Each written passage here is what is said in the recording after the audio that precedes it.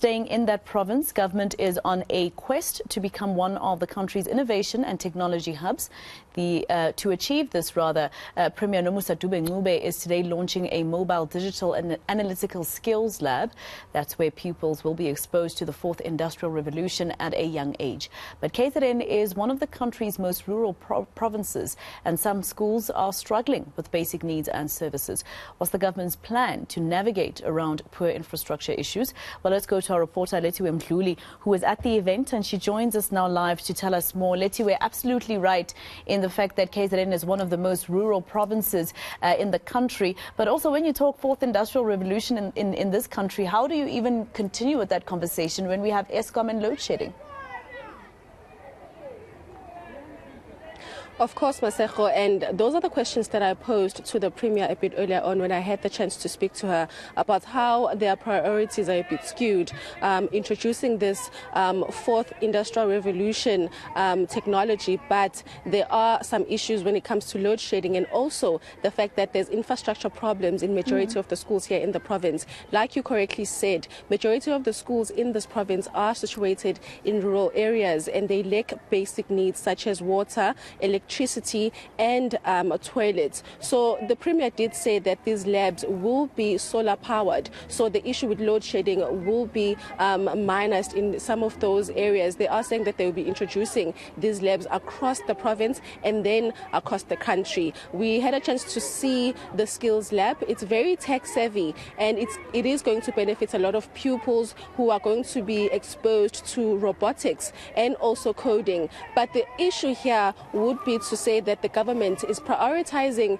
technology when a lot of schools in this province are in need of books. They are in need of the infrastructure that they lack, like I said, electricity and water. And at the moment we are at a rural school here in Humbersdale. I just want to show you the school that we are in. These are the schools that are meant to be receiving this technology, and majority of them, of course, like I said, they lack basic infrastructure. The schools, or rather the school has mobile classrooms, but unfortunately you can't see them. And because we are unable to go inside the school, we can't exactly show you the lack of infrastructure in the school. But these are some of the schools that I'm talking about that lack that basic infrastructure that is needed. Also, another problem that we face as a province is the lack of teachers.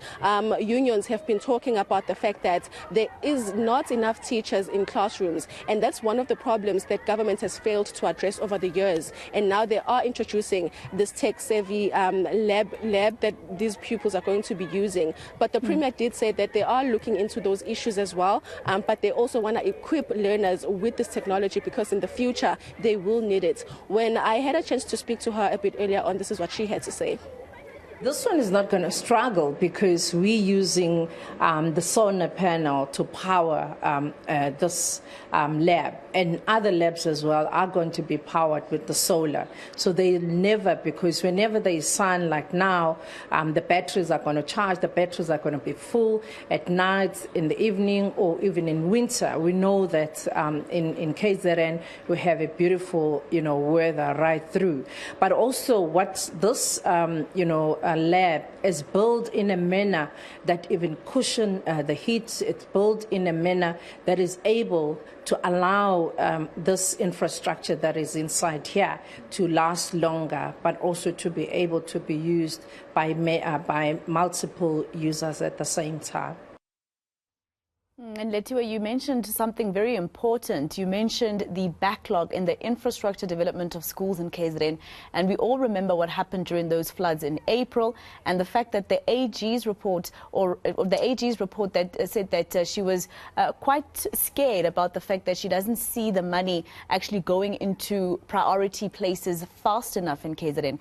Did the Premier say anything about this?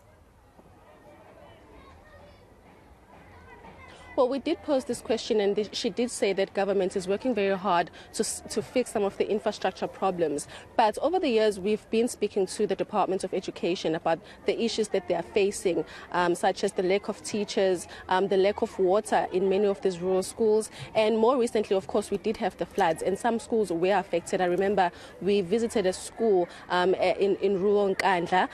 They lost majority of their classrooms.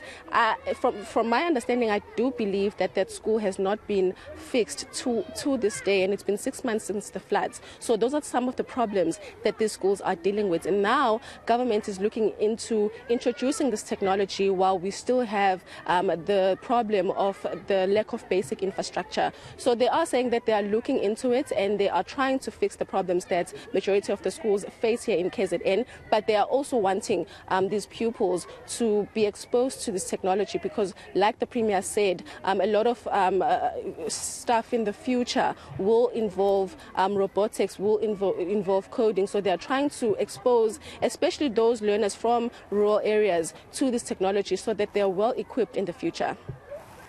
All right, Lethiwe Mdluli live for us in KZN. Let's leave it there for now.